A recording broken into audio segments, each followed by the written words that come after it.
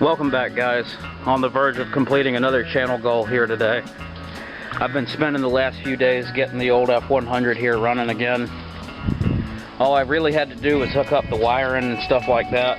I had to get under the truck and hook up the transmission and shifter linkage and the drive shaft and stuff like that. I don't have a radiator in the truck right now, so that's what the transmission line is doing. I'm getting to it though. Putting it back together. The thing is obviously going to need a master cylinder, so what I'm going to do is go down there to the parts truck down here behind the Jimmy, the old two-wheel drive you can see around the corner, and take the master cylinder off of it. Hopefully that works. I'm also in the process of putting some new wheel cylinders on the green machine right now. It needs them. I hit the ditch the other day when I had to panic stop coming over the hill, and there was a wreck with a bunch of fire trucks and stuff in the middle of the road. So yeah, not really smart of me to wait until after I have a problem to try and fix something, but you guys know me, I'm thrifty as hell. Got a 344 barrel air cleaner lid right on there right now, because you know how I am. Anyways, I'll give this thing a quick start up, show you guys what it sounds like. Obviously not going to leave it running for long because there's no radiator hooked up.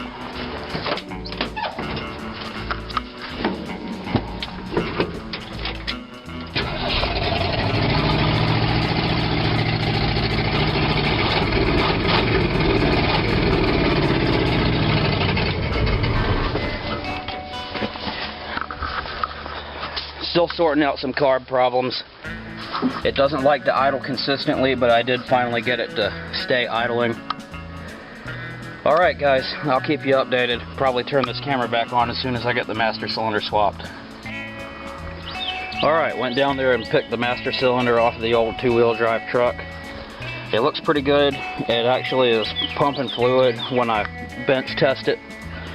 So I'm going to slap her on there, and I'm about 75% sure it's going to work. Stay tuned. Alrighty, got the new master cylinder hooked up there. Unfortunately, the brake bleeder fittings were, of course my camera is going to refuse to focus, but they're all stopped up with dirt. I'm going to get that sorted out and get back to you guys.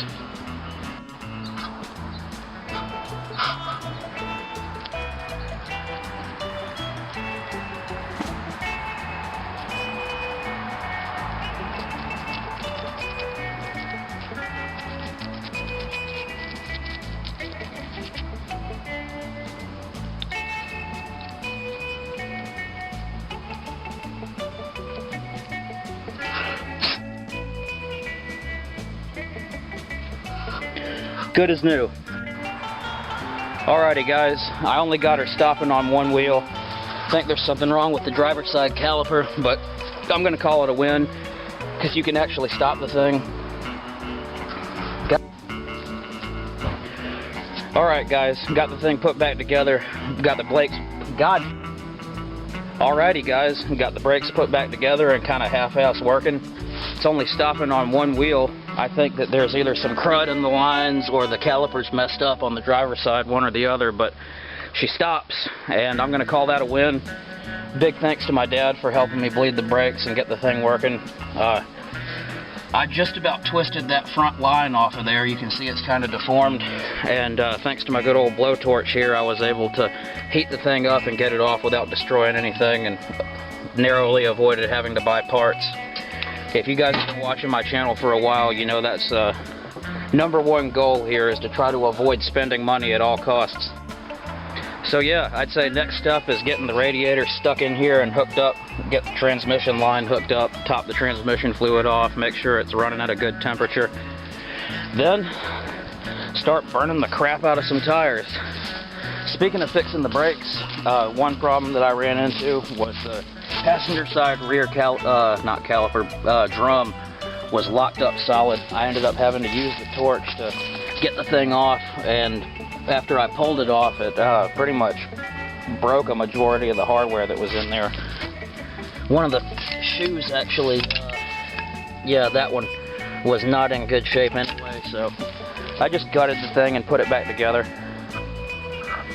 Brakes on one wheel.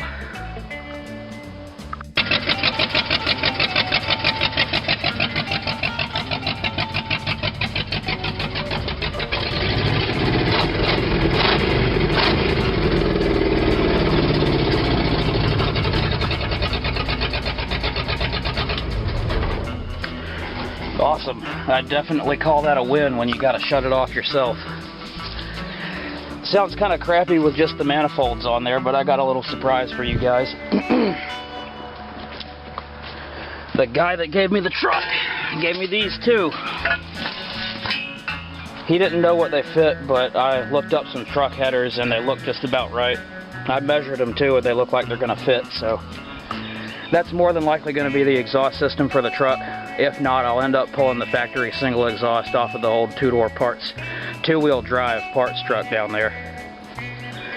Anyhow, I think this will probably be it for today's episode. Thanks a lot for watching, guys. We'll see you later.